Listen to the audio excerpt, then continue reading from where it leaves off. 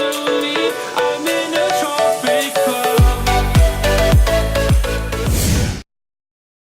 What's going on, guys? Rick Star here. After my competition last year, I received a whole lot of positive feedback about the transformation that I made, and people asked me how I did it, how I went from this 75 kg to this 66 kg in just 12 weeks. So I thought I'll just do a pretty raw video and talk to you guys and explain what my competition diet was and how I prepped for it. What you have to understand is when it comes to losing weight or wanting to lose fat, people try and make it a lot more complicated than it really is.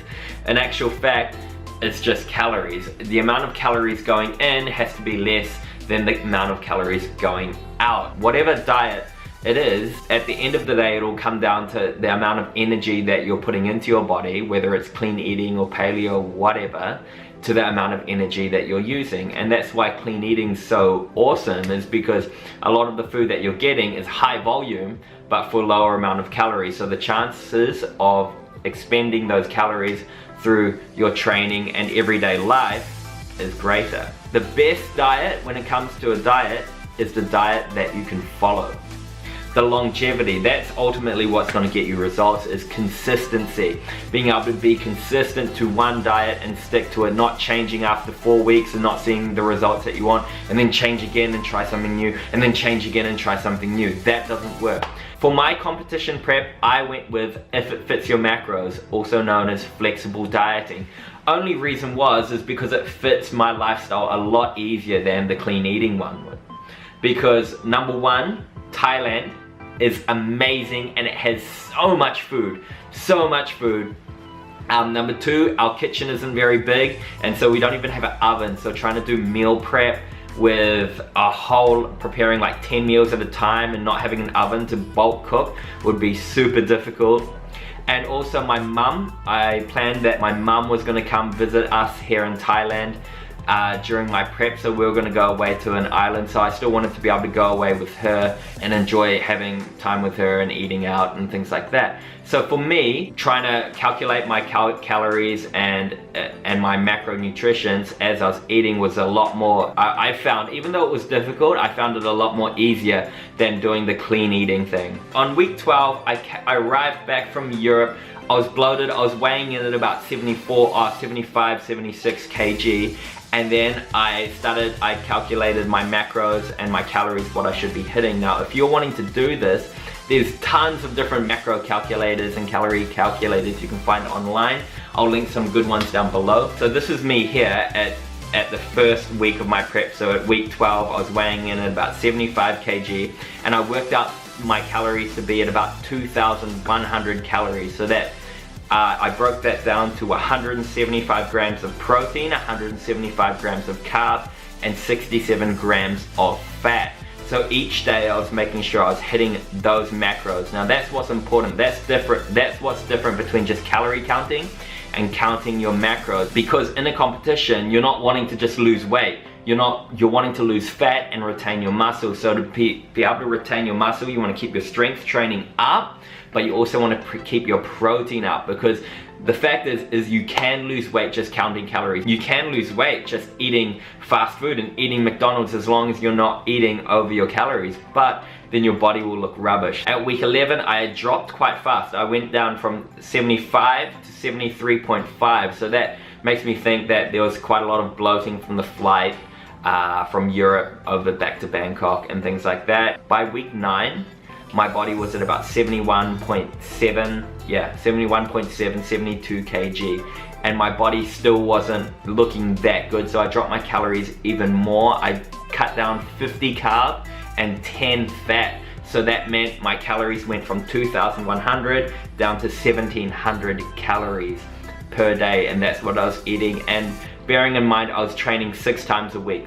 Week 8, I stayed at about 71.9, around the high 71 points, and then week 7, 70.6. Week 6 came along and I was weighing in at 70.7 kg, and I still wasn't looking ideal or where I wanted to be for my competition, especially 6 weeks out. I was looking at other guys and they were looking amazing. So what I have to do is get a bit more drastic on it, and I dropped my calories down from 1700 to 1600, so 100 calories, and that was in 25 grams of carb. Then week 5 came, and I was at 70.1 kg. Week 4 came along, and I was getting worried. I wasn't looking as good as I wanted to, and I was starting to get a bit nervous, and it was like, and so we got a little bit more drastic, and we cut my calories down to 1500 calories, so another 25 carbs off, and I was eating 1500 calories every day, and I was training, so I was doing cardio, posing, and I was not in a good place, but hey, you gotta do what you gotta do. Then week 3 came along, and this is where we had to try kick it up again because I wasn't looking ideal, and I weighed in at 68.3 kg, so we dropped my calories even further to 1400 calories on days that I trained, and on my rest day I was at 1200 calories, 1200 calories.